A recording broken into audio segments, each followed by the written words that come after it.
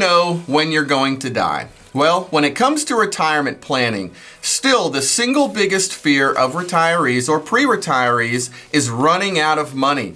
And so when it comes to planning for life longevity, you want to make sure that you have a financial plan that your money is going to outlast as long as you live. I still meet with people, John, on a regular basis that talk about wanting to spend every penny that they have and they want to bounce the last check. And while all that might be cute and a little funny to talk about, the reality is we do want to make sure that we have enough money to last our entire lives. And so we want to look at how long are you going to live, and then what are people considering as it relates to trying to guess how long their life expectancy might be. Yeah, and it's funny, when people come in, they're all over the board. Their number one concern in most cases is the fact, well, am I going to outlive my money? But then you'll talk to them at the same time and they'll say, well, I'm probably going to die in my 60s or 70s, or they have some preconceived idea.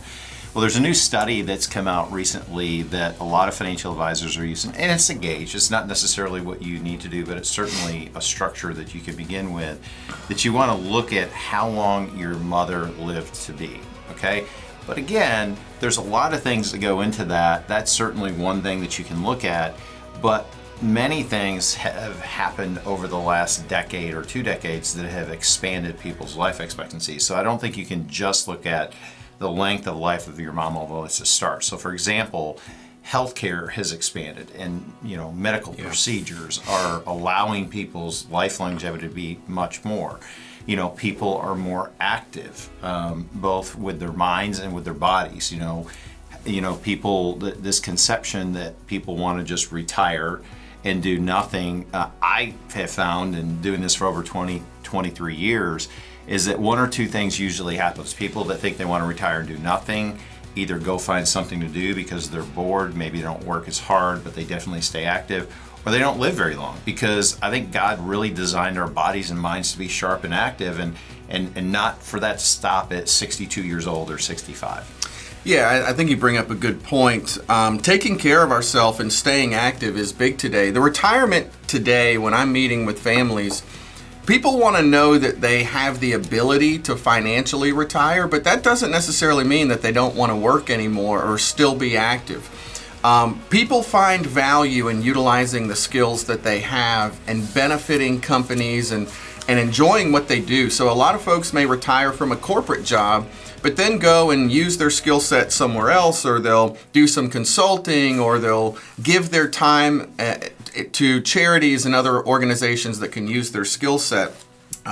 What we find is that those that retire and don't have anything to do to keep themselves fulfilled, mentally stimulated, physically active, their life longevity is typically those that live shorter. Mm-hmm. And then if you look at the health perspective, right, what are we putting in our bodies? Are we eating well? Are we exercising well? Putting ourselves in a position to have longevity, and not just to live a long life, to live a long, healthy life, to be able to really enjoy the retirement years, right? We work 30, 40 years to be able to retire, and we want to be able to retire well, not just financially, but like you said, John, with health and everything else. Yeah, and I'll give you a good example of people, that are staying healthier longer. The gym that you and I go to offered a free membership for folks who were in Medicare. That's a great thing. But there were so many people that came in from Medicare to work out, so older folks, that they had to limit the hours that they could come in without a paid membership because it was taking so much revenue away from the gym. So that'll tell you about people today really focused on health. And probably at a minimum, we want to make sure, and this is what we do at our firm, is that we have a plan that lasts into the early to mid 90s. And there's over 89,000 centenarians, people who are over 100 years old in the world today. And that number is projected to over double over the next decade. So people are just living longer. Your financial plan, to your point, Dan, you really want that to be mapped out probably at least until the mid 90s. That way you're probably pretty covered. Yeah, we run most of ours to the mid-90s or even later to 100, just to make sure the money's going to be there. So how long will you live, and will you have enough money to last? Well, you can give us a call at 615-488-3039 to make sure that your money outlasts as long as you live. Well, thanks for watching today's show at Retirement Talk. Subscribe here on the channel to get more episodes just like this.